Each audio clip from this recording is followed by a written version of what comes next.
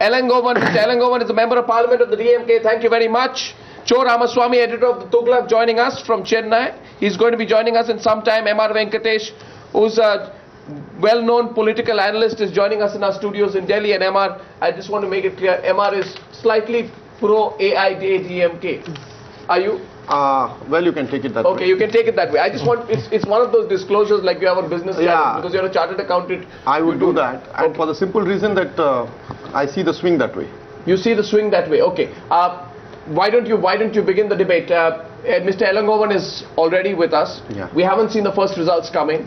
Why do you see the swing for the AIDMK? Then I will get Mr. Elangovan to respond. See, if the elections were held in 2009 Yeah. or 2010, early 2010, Yes. I would have betted that the DMK would have been home and dry. But unfortunately, this has come at a time when the 2G scam peaked up. I Yes. think the timing of the elections by the DMK was pretty wrong. They should have advanced the elections by at least a year. They should have done that. Because they wouldn't have preempted, they wouldn't have known the 2G scam would come out. But they know that it was brewing. And see, for us who are tracking the 2G scam since 2009, Okay. we knew for sure that the scam was brewing in 2009. Only when the CAG report came in the open in 2010 October, the national media got hooked onto it. Okay, let me get Mr. Elangovan's response. Mr. Elangovan, M.R. Venkateshan is in our studio and he's saying had the elections happened 1 year before the, earlier, before the 2G scam and everything else, you would have had a different result. This time he says the picture will be different, Mr. Elangovan. How confident are you? No, we are confident because we depend on the performance of the state government, and the people of Tamil Nadu know how Jayalalithaa had performed during her earlier 2 tenures. She had only worked for herself and not for the people. People will always choose, particularly Tamil Nadu people will always choose a government which has worked for them, which has performed, which has reached out to every individual houses of Tamil Nadu. So performance, when compared to Kalaignar and Jayalalithaa, people will not choose Jayalalithaa because they know how she had performed, she had governed, and they know how Kalaignar is governing the state. Okay, now breaking news coming from Dhanya Rajendran that the DMK is trying backdoor talks with Vijaykanth. Will push for it if needed. This if the AIDMK does not win a majority by itself. This is an interesting input we are getting in. Mr. Elangovan, is this true?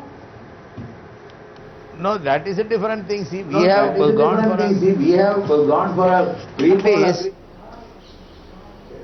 So I think we will stand by it. Whatever results come, we will get a majority. The DPA will get a majority, and the Kalaignar will be the chief minister. Rest of the things will be discussed among the constituent parties. No, this shows a little lack of confidence, if I may say so. DMDK is a very major factor.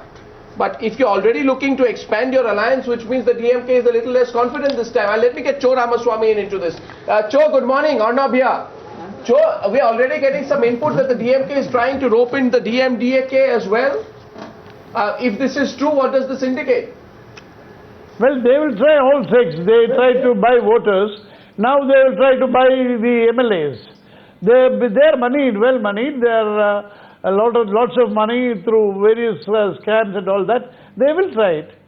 And I do not know who is going to be vulnerable. It will not be a happy state, and it will make the DMK more unpopular than it is today.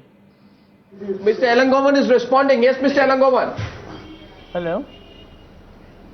Hello? Hello? Mr. Elangovan, Cho Ramaswamy is saying that the DMK, if required, will try and buy over MLAs, buy over groups. I want you to respond to him. This is in the context of the news breaking that the DMK is trying to open up talks with Vijaykanth. I want to mention that Mr. Cho Ramaswamy is very well aware of the deal that was struck between Vijaykanth and Jayalalithaa. I want you to respond to Cho Ramaswamy, Mr. Elangovan. See, Jayalalithaa, the people of Tamil Nadu will not believe Jayalalithaa. That is the one factor which is in favor of DMK. No, but tell me about the DMDK. Are you in backdoor talks with the DMDK? Have you begun the backdoor talks with the DMDK? No, DMDK is a group of people. It is not a political party. They have no programs. Vijayakant, with his support in the film media, has come to politics. He has no program, he has no policies, he just talks some nonsense and go away. So I don't consider him as a political party at all.